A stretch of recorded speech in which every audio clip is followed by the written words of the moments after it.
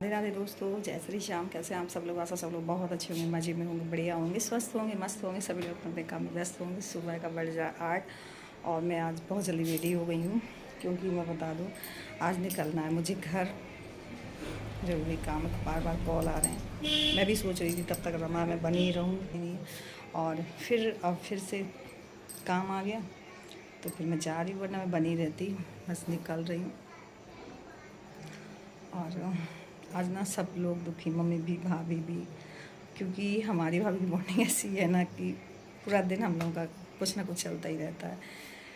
थोड़ा सा भी इधर उधर कमरे में हो जाते हैं ना तो एक दूसरे को ढूंढने लगते हैं। तो अब तो आज घर खाली हो ही जाएगा। हाल फिलहाल अभी रमा है तो। और यहाँ मैं कर रही हूँ पैकिंग, सारा सामान रख लिया है। और आज बच्चे भी ना आगे पीछे घूम रहे हैं। पता नहीं स्टोर रूम में गेट बंद कर लिया मैंने अंदर से, तब पैकिंग कर रही हूँ। शिवांशी तो बोले थी बुआ जी मत जा, बिल्कुल मत जाओ। वो तो मेरे सामान छुपा देती कि बुआ जी कहीं चली ना जाए। तो यहाँ मैं स्टोर रूम जहाँ इनका सारा सामान, इस रूम में कोई आता नहीं, केवल सामान रखा रहता है जो बगैर उसका होता है यूज का, बगैर यूज़ का। तो वहीं में जाके पूरी पैकिंग की। और यहाँ नीलम लगा रही रंग महावर। और आज सबके चेहरे में बहुत उदासी है।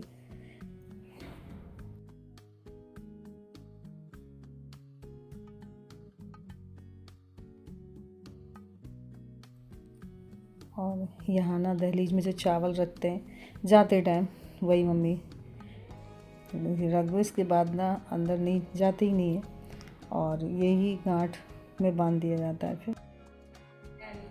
और दहलीज में रखने के बाद में यही चावल और एक सिक्का रख के बांध देते हैं साड़ी के पल्लू में या दुपट्टे में। और जितने भी काम मम्मी जो करती थी ना विदाई के टाइम, वो सब अब भाभी करती, क्योंकि मम्मी को खड़े होने में बहुत दिक्कत होती है। मम्मी खड़े हो भी नहीं पाती पैरों की वजह से। तो भाभी ने तुम्हारा पूरा घर संभाल रखा है, मतलब छोटे से बड़े काम बहुत जल्दी सीख गए। सारे काम जितने रीति रिवाज होते हैं ना सब वही करती हैं। और यहाँ सब लोग बैठे हुए थे। और जैसे ही मैं निकलने को हुई ना तो मम्मी बहुत इमोशनल हो गई। मैं मम्मी के सामने तो कभी रोती ही नहीं हूँ, मैं हमेशा हंस के ही जाती हूँ। मतलब अपना जो दिल होता है ना कठोर करना पड़ता है। यहाँ देखिए शिवांशी बोलती बुआ जी मुझे किस कर लेने दो। आगे पीछे लगी रहती थी, बेचारी को परेशानी हो गई। देखिए ना हाथ में उसके, अब पता नहीं अभी तो क्या है ना उसका प्लास्टर कटेगा, फिर भी काफ़ी दिन तक दिक्कत तो रहेगी, परेशानी। और मैं जब भी निकलती हूँ ना मैं हंसते हुए निकलती हूँ, निकल ही जाती हूँ, फिर मैं मुड़ के नहीं देखती क्योंकि मम्मी को बहुत दिक्कत होती है। और मम्मी बहुत रोने लगी, मतलब बहुत समझाया मैंने मम्मी को। मम्मी को दिक्कत भी होती है बीपी की, मतलब बहुत जल्दी बढ़ता है। तो मैं बहुत हंस के ही निकलती हूँ हमेशा। और बोलते ना माँ का कलेजा ही ऐसा होता है। भैया ना जैसे ही मुझे ट्रेन में बैठा के गए, जैसे रिटर्न हुए कॉल वहीं कॉल पहुंचा भाभी का कि पिताजी की तबीयत बहुत ख़राब हो गई, उनका बीपी बहुत लो हो गया। अंदर ही बैठे बैठे रोते रहे काफ़ी देर तक। तो भैया ने तुरंत उन्हें एडमिट कराया जाके। और बोलते हैं माँ बाप कैसी चीज़ तो कुछ है ही नहीं। भगवान सबके माँ बाप को सलामत रखे, हमेशा खुश रखे। और यहाँ मैं आ गई हूँ स्टेशन पे। और भैया ने मुझे जैसे ही बिठाया ना और तुरंत ही लौट गए, पिताजी को एडमिट कराया। मैंने रास्ते में कुछ भी सूट नहीं किया, मैं मतलब पूरे रास्ते रोती रही, कुछ भी मन नहीं लग रहा था मेरा। और आधी दूर तक मैं रिक्शे से आई, फिर ये आ गए लेने।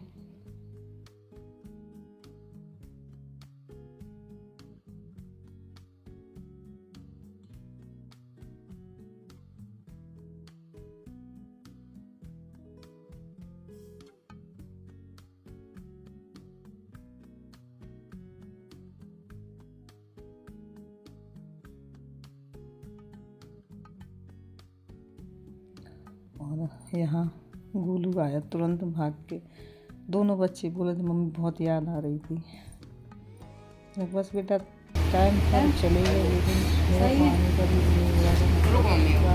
मम्मी पापा की हालत देखी, आयान बहुत रो रहा था, तेरे लिए रो रहा था। बस के सहारे ही चल रहे हैं।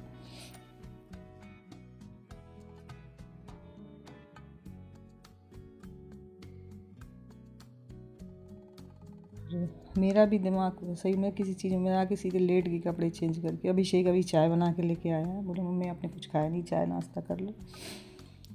मतलब अभिषेक बहुत जिम्मेदार है, मतलब इतनी उम्र में बहुत सारी चीज़ें। और यहाँ देखिए उसने बनाया हुआ पास्ता।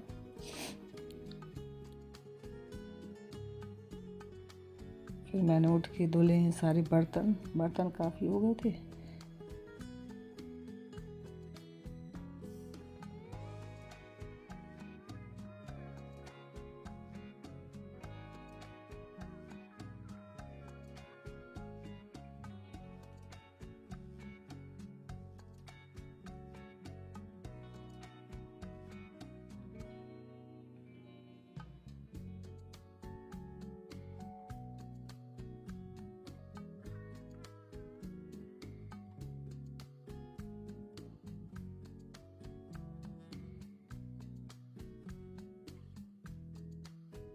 है तो बच्चे ही ने कर लिया, जितना कर लिया बहुत कर लिया, मैं तो ये बोलूँगी। बना के खाते रहे तो वही बहुत है। 6 के बजे 8 दिन हो गए थे। बस गंदगी ये है कि धीरे धीरे साफ़ कर लूँगी, 1-2 दिन लग जाएगा। अब 6-7 दिन मतलब आगे तो बेचारे झाड़ू पोछ बहुत करते रहे, लेकिन जो अच्छे से डीपली होता है हम लोग करते हैं, वैसा तो नहीं कर पाएंगे ना। इतना कर लिया मेरे लिए बहुत काफ़ी है। घर संभाल के रखा मेरा अभिषेक ने, क्योंकि पूरा जितना होता है ना, क्योंकि गोलू तो अभी भी मतलब बच्चा तो है ही, लेकिन उसके अंदर ना हरकतें बिल्कुल बचपन वाले ही, उसे जिम्मेदारी कुछ है ही नहीं। क्या कैसे अब देखना घर ऐसे समझे तो मैं खुश हो गई मैं देख के। बट ये और जो है मैं आज कर लूँगी, कुछ कर लूँगी। हाँ गोलू तो दुकान में है बेटा, ले खुद ले जा, भेजो तो दूध ले क्या दूध वाले आ गए, वो भेजो दूध वाले भैया आ गए।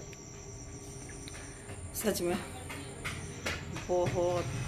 और आज तो पूरा दिन मुझे सफाई करनी है, क्योंकि 7 दिन का किया है, साफ बहुत किया बच्चों ने। जितना कर सकते हैं कितना करेंगे, जितनी उनकी उन्होंने घर संभाल के रखा, मेरे लिए यही बहुत है। तो बस धीरे धीरे करती रहूँगी, हो ही जाएगा। बेड के नीचे है, किचन है, ये सब चीज़ मैंने आज साफ की। पहले बच्चों के लिए नाश्ता बना दिया ताकि ये बीच में फिर वो नहीं करेंगे, अपना धीरे धीरे करती रहूँगी। किचन की है साफ पूरी, सब्जी वगैरह ऐसी पड़ी हुई थी, कुछ ख़राब भी हो गई थी, तो वो भी फिर मैंने डलिया ये धुली। और कल तो मैंने कुछ भी नहीं किया, खाना भी इन्हीं लोगों ने बनाया। अभिषेक ने पास्ता बनाया था।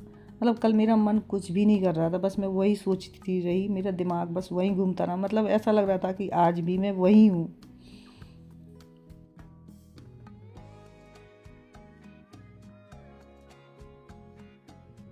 बस दिमाग में वही चलता रहा। यहाँ देखिए कचरा बहुत निकला है, मतलब मैंने एक कोने से कचरा निकाला ना, तो कचरा बहुत निकला है। फ्रिज के नीचे से, बेड के नीचे से, हर जगह से। तो आज सफाई भी इतना देखिए कचरा निकला। फ्रिज साफ़ किया, फ्रिज भी काफ़ी गंदा हो रहा था। कुछ सब्जियां वगैरह इसी में पड़ी हुई थी, जो बनाए बाकी इसी में रखी हुई थी, तो वो भी हो गई थी। तो मैंने पूरा अच्छे से साफ़ किया।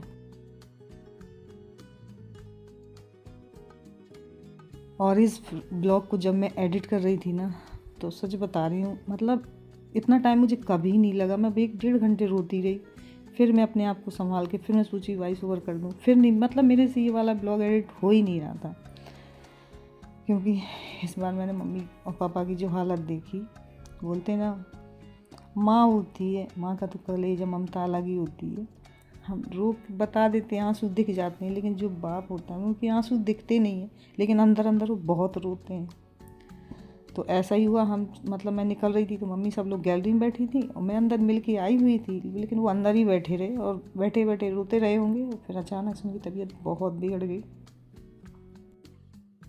भैया मुझे तुरंत छोड़ के निकल गया, फिर हॉस्पिटल उन्हें एडमिट कराया जाके उसने तुरंत। ये है कि हाँ अब ठीक है, मेरी बात हुई थी।